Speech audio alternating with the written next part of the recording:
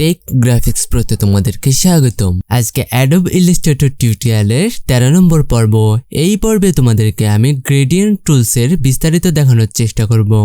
তো ভিডিওটি শুরু করার পূর্বে তোমরা একটা লাইক করে দিও এবং এখনো পর্যন্ত চ্যানেলে সাবস্ক্রাইব না করে থাকলে অবশ্যই একটা সাবস্ক্রাইব করে দিও। তো চলো শুরু করা যাক। তো গ্রেডিয়েন্টস টুল সিলেক্ট করার আগে আমাদেরকে একটা অবজেক্ট ক্রিয়েট করে নিতে হবে। আমি রেক্ট্যাঙ্গেল টুল দিয়ে একটা অবজেক্ট ক্রিয়েট করে নিচ্ছি। দেন তারপর কি করব, একটা কালার চুজ করে নিচ্ছি, রেড কালার।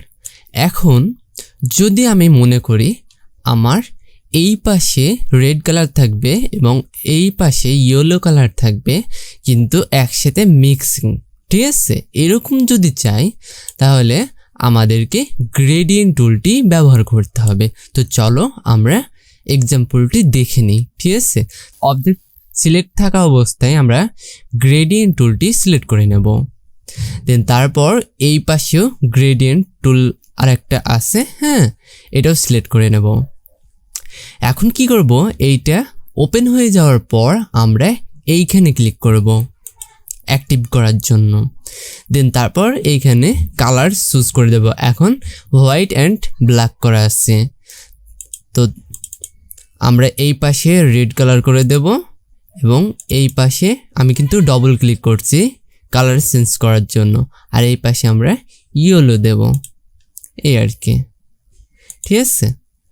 আমরা এই পাশে সিলেক্ট থাকা অবস্থায় আমরা কি করব, এইভাবে ড্র্যাগ করলে কিন্তু আমাদের কালার মনের মতো এভাবে চেঞ্জ হবে। এবং কি আমরা চাইলে এইটাকে ড্র্যাগ করে কালার পরিবর্তনও করতে পারি। দেখো, এই হলো গ্রেডিয়েন্ট টুলসের কাজ। শুধু এরকম না, আমরা চাইলে অন্য অন্য কালারও ইউজ করতে পারি, যেমন এই কালারটি এবং এই কালারটি।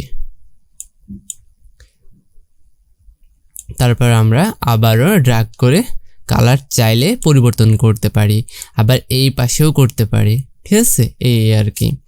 এবং এটা হলো লিনিয়ার, ঠিক আছে।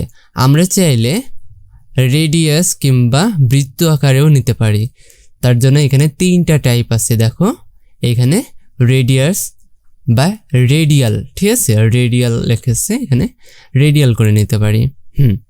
রেডিয়ালের কাজ হলো এইরকম আর কি, আমরা মাঝখান থেকে সরিয়ে দিতে পারি কালারটা, ঠিক আছে।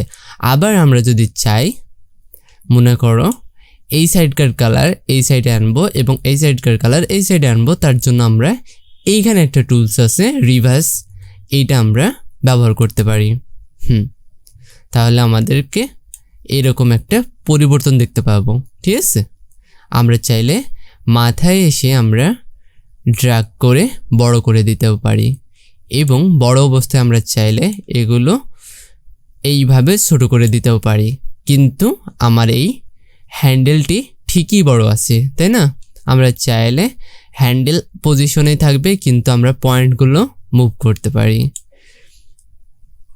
এই আর কি। তো আজকের ভিডিওটি এই পর্যন্ত। ভিডিওটি ভালো লাগে থাকলে অবশ্যই একটা লাইক করে দিও এবং চ্যানেলে এখনো পর্যন্ত সাবস্ক্রাইব না করে থাকলে অবশ্যই একটা সাবস্ক্রাইব করে দিও। আর হ্যাঁ, ভিডিওগুলি কেমন লাগছে তা কমেন্ট করে জানাতে একদম ভুলো না, কারণ যদি খারাপ লেগে থাকে অবশ্যই কমেন্টে আমাকে জানাও, আমি নিজেকে ইমপ্রুভ করার চেষ্টা করব।